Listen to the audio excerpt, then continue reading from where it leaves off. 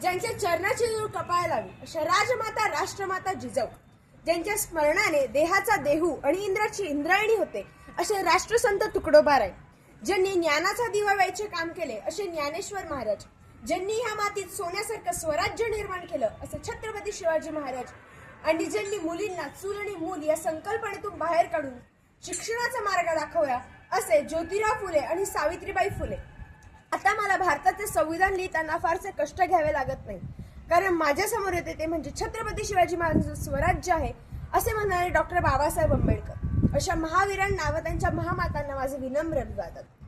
300 वर्ष अवघा मराठी मुलूक पार त्यात चाचपडत आहे. आम्ही तलवारी चालवतो कुणासाठी? परकेची चाकरी आम्ही का करावी? झुंजीत झुंजणार आम्ही, मरणार आणि मारणार आम्ही, आणि भिडून येणार तो बादशहा. छे छे, हे का पारतंत्र्यातील मुग्ध जगणं?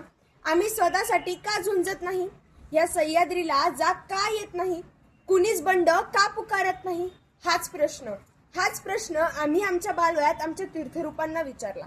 आमच्या तीर्थरूपांनी आम्हाला उत्तर दिले, जिजा, जिथे रयतेचा छळ होतो, जिथे रक्ताचे पाठ वाहतात, तिथे ह्या गवतालाही फाले फुटतात.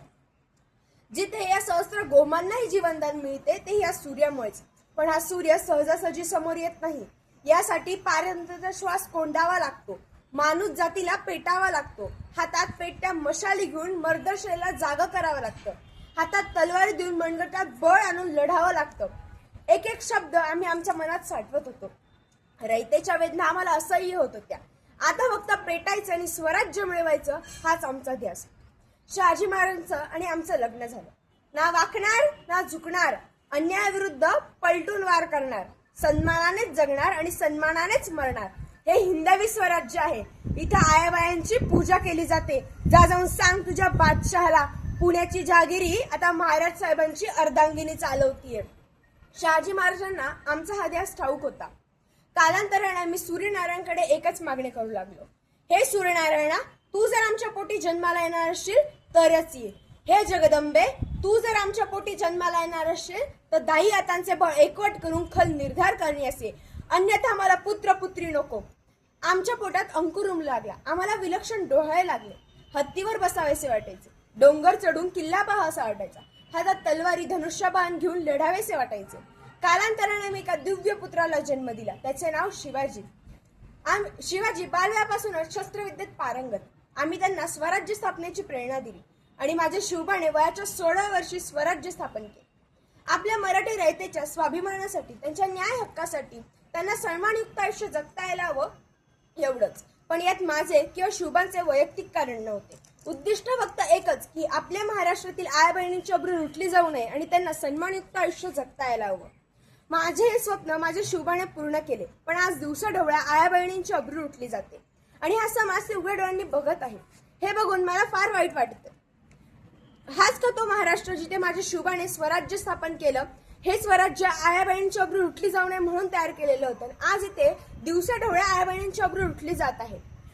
मी अनेकदा ऐकत आले, शिवबा तुम्ही पुन्हा जन्माला या, शिवबा तुम्ही पुन्हा जन्म घ्या. का काय माझ्या शिवबाने पुन्हा जन्माला? आजच्या तरुणांकडे नाही का तेवढे बळ? का ते फक्त व्हॉट्सअपच्या स्टेटस पर्यंतच मर्यादित आहे? समस्त वर्गाला माझं एकच सांगणं, महिलांनो, आता तुम्हाला जिजाऊ व्हावं लागेल. आपल्या मनाला गंभीर करून मुलांना स्वराज्याचे, देशसेवेचे, समाजसेवेचे धडे द्यावे लागतील.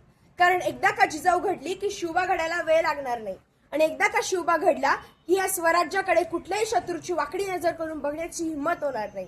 आपल्या स्वराज्यातील आया बहिणींची अब्रू उठली जाणार नाही, कारण घराघरात त्याचे हात तोडणारा शिवबा संस्कारात वाढत असेल.